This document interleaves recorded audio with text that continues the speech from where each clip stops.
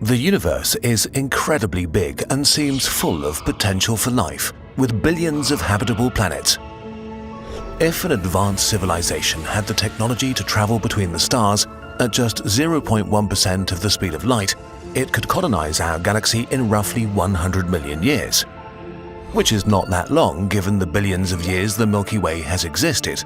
So, in principle, any spacefaring civilization should be able to spread rapidly over huge sectors of the galaxy. And yet, we see nothing, hear nothing. The universe seems empty, devoid of others.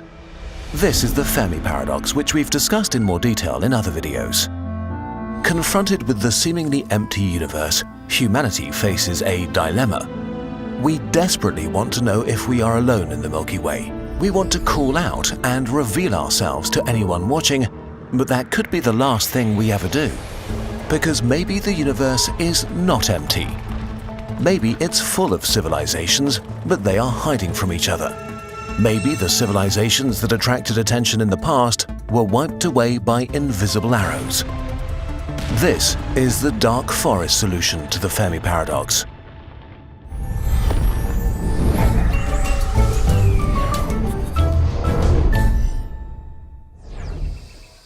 The way of life.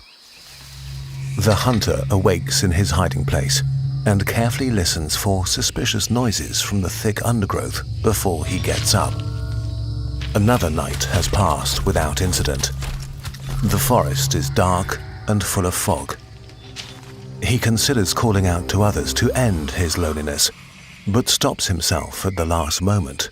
What if they are like him? All living things seek to survive, secure resources, and multiply. Their greatest obstacle are other living things that share the same objective. Competition between species favored the survival of beings with advantageous traits. Our ancestors were inventive, competitive, expansionist, and greedy for resources, which led them to winning the competition for our planet. Today, most other animals are so utterly at our mercy that we wipe out about a dozen species a day, just as an unintentional byproduct of how we like to run things. But humans are more than individuals. From us, cultures emerge that also compete with each other. Competitive and expansionary cultures spread faster and further and merge with, subdue, or destroy others. If we look at our history, it becomes clear we are dangerous. Not just to others, but also to ourselves. Our human nature has driven us to take over every corner of our planet, and soon we will look to the stars, both to expand our domain and ensure access to ever more resources. And then we might stumble upon others trying to do the same thing. It's likely that the competition of life also takes place on faraway planets, so it's logical to assume that an alien civilization that came to dominate their planet would be in some regards similar to us. But if they're similar to us, they too may be dangerous. The implication. As the hunter sneaks through the dark forest all alone, he knows that there might be others like him. He can't know their intentions, if they are aggressive or not. The hunter knows he would kill to ensure his own survival, so he has to assume that they would too. And it might be that if he stumbles upon another hunter, the one that shoots first survives. None of this means that conflict is unavoidable. So far, the progress of the modern world seems to have made us more peaceful, not more violent. Maybe this is true for other civilizations too, that eventually progress means less conflict, not more. Different alien civilizations also should vary from the mild and peaceful to the malevolent and militaristic. The existential problem we're facing is that when we meet others between the stars, we have no way of telling who is peaceful or aggressive and what their true intentions are. Similarly, they might not understand or trust our intentions even if we tell them that we are peaceful. On top of that, if we did discover another civilization and they discovered us, the light years between us would mean years of communication delay.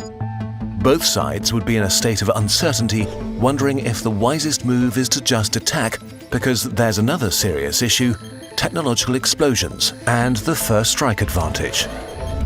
We don't know where the limits of technology are, but we do know how much technological progress matters in war. A few hundred or thousand years can turn conflict with uncertain results into a one-sided massacre.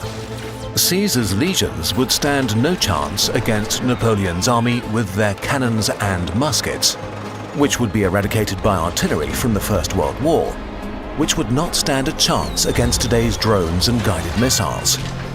So the power level of different civilizations may vary massively, and even if not, between the time it takes us to detect another civilization and us saying hi, we might already be hopelessly behind on the tech tree.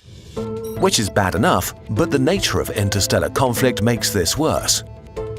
If your opponent is light years away, sending an invasion fleet takes so long that by the time it arrives, it might be hopelessly obsolete. So war between civilizations might be just about eliminating the other to remove an existential threat to yourself. Someone else who might be so scared of you that they attack the first chance they get. In this environment, the only way to guarantee a win is to strike with such force and speed that the target has no chance of survival or time to counterattack or escape to seek revenge later. The stakes are the highest possible, with no room for error. If we assume that the majority of civilizations live on planets, that leaves them pretty vulnerable. All you need to do is throw something massive at a planet to make it uninhabitable. So the ultimate interplanetary annihilation weapon is probably something like a relativistic kill vehicle, a missile shot at a planet at a significant fraction of the speed of light. For example, a missile the size of a person going 95% the speed of light has as much energy as all nuclear bombs on Earth. If you shot a few dozen at the civilization you wanted to wipe out, success would be fairly certain. Even a single hit would suffice. This is not that absurd of an idea. A civilization only slightly above us on the Kardashev scale would have enough energy to send multiple strikes against every planet it suspects of harboring life.